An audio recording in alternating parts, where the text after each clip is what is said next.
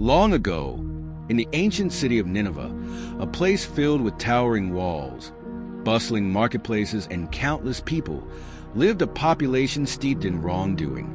The people there had lost their way, committing acts that deeply saddened the heart of God. Their cruelty, deceit, and violence rose like smoke before him, and he knew it was time for a warning. Yet, despite their wickedness, God's heart held compassion. He didn't want to destroy them. He wanted them to change. He wanted to send a message, to give them one final chance. And so, he chose Jonah. Jonah was a prophet, a messenger chosen by God, but he was far from pleased with this task. Nineveh's reputation for brutality and sin was well known, and in his heart, Jonah held a deep resentment toward them. So when God commanded, "Go to Nineveh and tell them of their wrongdoings. Tell them if they don't turn from their ways, the city will fall in 40 days. Jonah felt an intense resistance. Instead of obedience, he made a swift decision to flee, seeking escape rather than the path laid before him. Packing his belongings, Jonah traveled to the bustling port city of Joppa. Here, he spotted a ship preparing to sail for Tarshish, a distant city far from Nineveh. Without a second thought, he paid the fare, boarded the ship, and settled in, hoping that by distancing himself, he could leave God's command far behind. As the ship set sail and the waves lapped against the hull, Jonah's heartbeat began to calm. He thought he had outwitted his fate, but God was not a distant spectator. He saw Jonah's heart in actions, and with a sweep of his hand, he stirred the sea into a tempest. The sky darkened, fierce winds howled, and waves rose like mountains, tossing the ship violently. The crew, seasoned sailors with years of experience, had never faced a storm as fierce. Frightened, they cried out to their gods, throwing cargo overboard to lighten the load. Still, the ship seemed on the verge of breaking. Meanwhile, Jonah lay deep in the ship, asleep, seemingly unaware of the chaos around him. But his peace was short-lived, for the captain soon found him. "How can you sleep?" the captain shouted. "Get up, call on your God. Maybe he will take notice of us, so that we will not perish."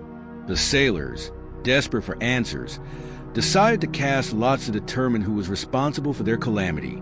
And when the lot fell on Jonah, all eyes turned to him. They questioned him, asking who he was, where he came from, and what he had done to bring such misfortune upon them. Jonah, feeling the weight of his defiance, confessed, "I am a Hebrew.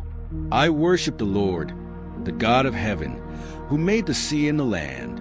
This storm is because of me. I was sent on a mission, but I ran away." The sailors, terrified by his words, asked, "What should we do to make the sea calm down for us?" Jonah, feeling the depths of his guilt and knowing he had endangered innocent lives, responded, "Pick me up and throw me into the sea, and it will become calm. I know this storm is my fault," reluctant to harm him. The sailors tried rowing back to shore, but the storm grew fiercer, refusing to let them go. Finally, with heavy hearts, they lifted Jonah and cast him into the sea. Instantly, the raging waters calmed, the wind ceased, and the sea became as still as glass. The sailors were filled with awe, recognizing the power of Jonah's God, and they offered sacrifices and made vows to him. But as for Jonah, he plunged into the depths of the sea, feeling the weight of his choices surround him like the waters. As he sank lower, a great fish, sent by God, swallowed him whole. Inside the belly of the fish, Jonah found himself in complete darkness, surrounded by walls of flesh and the odor of the ocean. For 3 days and 3 nights, he sat in this living prison, a place of solitude and reflection. In this quiet, confined space, Jonah prayed. He acknowledged his fear, his anger, his desire to run from his duty, and he realized that even here, in the depths of the sea, God had not abandoned him. Jonah's prayer rose from a place of humility and surrender, a plea for forgiveness and a promise to fulfill his mission. After 3 days, God commanded the fish to release Jonah. With a mighty heave, it spat Jonah onto dry land.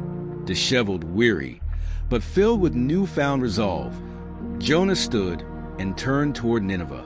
This time, he did not run. Upon arriving in Nineveh, he walked through its vast streets, calling out to the people, "In 40 days, Nineveh will be overthrown if you do not change your ways." His voice echoed through the city as people paused to listen. The power of his message and the authority in his words struck the hearts of many, and news quickly spread to the highest reaches of the city. Even the king of Nineveh, upon hearing Jonah's warning, was moved to repentance. He rose from his throne, removed his royal robes, and dressed in sackcloth, a symbol of humility and remorse. The king issued a decree, calling on every person, young and old, rich and poor, to fast and wear sackcloth, pleading for mercy. Even the animals were included in this act of repentance, as the city collectively cried out to God, hoping to avert the impending judgment. Seeing their earnest repentance, God was moved with compassion. He saw the people of Nineveh turning from their evil ways, and he chose to spare them. The city was saved, and the people rejoiced, grateful for the chance to rebuild their lives in peace. But Jonah, observing this from a distance, felt a pang of anger and frustration. He had warned the city, but now they were forgiven. Feeling confused and disheartened, Jonah retreated outside the city, where he built a small shelter and waited, hoping for a different outcome. God, ever patient, saw Jonah's struggle and caused the plant to grow, providing him shade and comfort in the heat of the day. Jonah felt relief and was grateful for the plant. Yet by morning, God sent a worm that attacked the plant, causing it to wither. As the sun blazed, Jonah grew faint, feeling more desolate than ever. In this moment of despair, God spoke to Jonah, gently guiding him to understand. "You cared for the plant, though you did not make it grow. It came up overnight and perished overnight. Should I not have concern for Nineveh, that great city, where more than 120,000 people cannot tell their right hand from their left?" Jonah listened, realizing the depth of God's compassion. The story ended, not with Jonah's understanding fully explained, but with a question that lingers as a reminder of God's boundless mercy and his desire for all to find a way back to him, even those we might believe are beyond saving.